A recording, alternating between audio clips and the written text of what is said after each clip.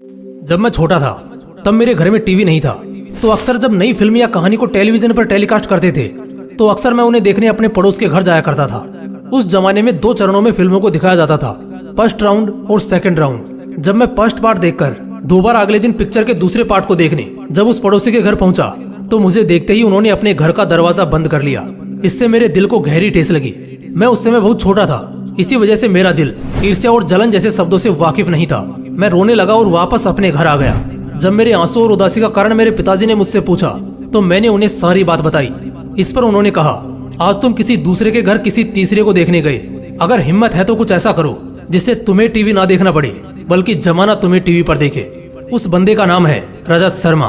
भावुक होते हुए उन्होंने एक सम्मान समारोह में ये बात कही थी। उसी ठेस से पैदा हुए जुनून के दम पर आज वो टेलीविजन जगत के सबसे मशहूर टीवी एंकर और इंडिया टीवी जैसे चैनल के मालिक हैं, जिनकी हाजिर जवाबी और सोचने की शक्ति इतनी तेज है कि हर कोई उनके इस कला पर फिदा है।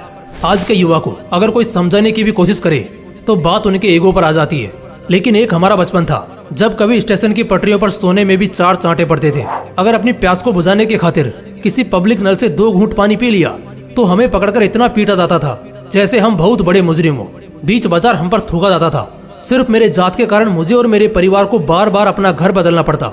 एक समय तो ऐसा आया जब दुकानदार ने ही सामान देने से मना कर दिया।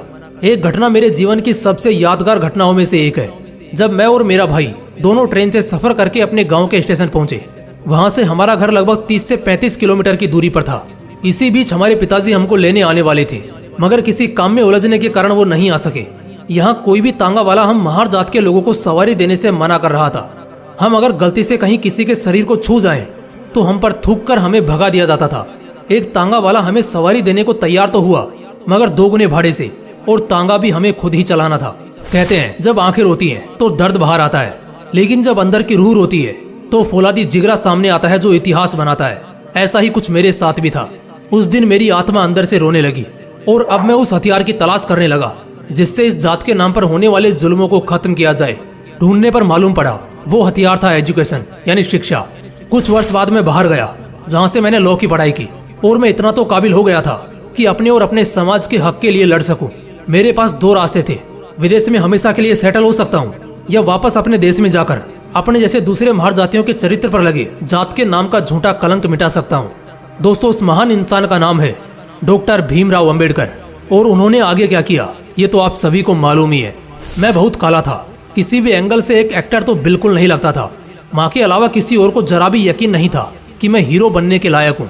अफसोस मेरी एकमात्र स्ट्रेंथ मेरी माँ भी मुझे छोड़ गई, और पापा तो बहुत पहले ही छोड़ गए थे। सिर्फ 50 रुपए के साथ मैं मुंबई आ गया, और आलम ऐसा बना कि वापस जाने तक के पैसे नहीं बन रहे थे। बस यही सोचा कि मुंबई एक बहुत बड़ा शहर है, यहाँ कुछ 1.5-2 साल काम करूंगा और फिर चला जाऊंगा। लेकिन आज मुझे इस इंडस्ट्री में काम करते करते 30 साल गुजर चुके हैं, और आज भी मेरा वो 1.5-2 साल पूरा नहीं हुआ। ये बात तो बिल्कुल सही है, अगर किसी चीज को दिल से चाहो तो पूरी कायनात उसे तुमसे मिलाने में जुट जाती है। दोस्तों, वो इंसान है world legendary actor king Khan, Shahrukh Khan. जब वो लड़का पैदा हुआ तो अपने शुरुआती 4 साल तक कुछ भी नहीं बोल पाया। आमतौर पर जब कोई बच्चा जन्म लेता है तो 1.5 से 2 साल में ठीक ठाक चलना और बोलना सीख ही लेता है, लेकिन ना जाने क्यों वो लड़का शुरुआती 4 साल तक कुछ भी नहीं बोल पाया। माँ बाप परेशान थे, लेकिन कुदरत के सामने वो भी मजबूर थे।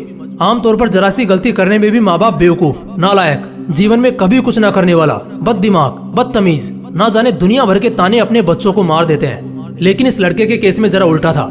ये लड़का असल में बददिमाग था और पढ़ाई में तो इतना कमजोर कि सिर्फ इसी रीजन से स्कूल ने इसे हमेशा के लिए बर्खास्त कर दिया। आगे यही लड़का दुनिया के सबसे बुद्धिमान इंसान के रूप में जाना गया। इसने ना जाने कितने नामुमकिन से आविष्कार और खोज किए, जिस वजह से इतिहास के सुनहरे पन्नों में हमेशा हमेशा के लिए उसका नाम दर्ज हो गया। नाम है अल्बर्ट आइंस्टाइन। दोस्तों, ऐसे 1-2 नहीं बल्कि सैकड़ों किस्से हैं जो ये बयान करते हैं कि लोग आखिर न जाने किन किन हालातों से निकलकर अपना नाम बनाते हैं, ऐसी बवाल सफलता हासिल करते हैं। आप आज जिंदगी के जिस भी मुकाम पर हो, शुरुआत करने के लिए काफी है। शुरुआत करने के लिए किसी शुभ मुहूर्त की जरूरत नहीं होती, बस आंखों में सपना, दिल में आग और सोच में उम्मीद होनी चाहिए। इसलिए ऊंचा उड़ो, आगे बढ़ो, बड़े सपने देखो और उन्हें पूरा भी करो। अगर वीडियो अच्छा लगा तो इसे लाइक करना और अपने दोस्तों के साथ जरूर शेयर करना। बाकी मिलते हैं नेक्स्ट वीडियो में एक नए मोटिवेशन के साथ। जय हिंद, जय श्री कृष्ण।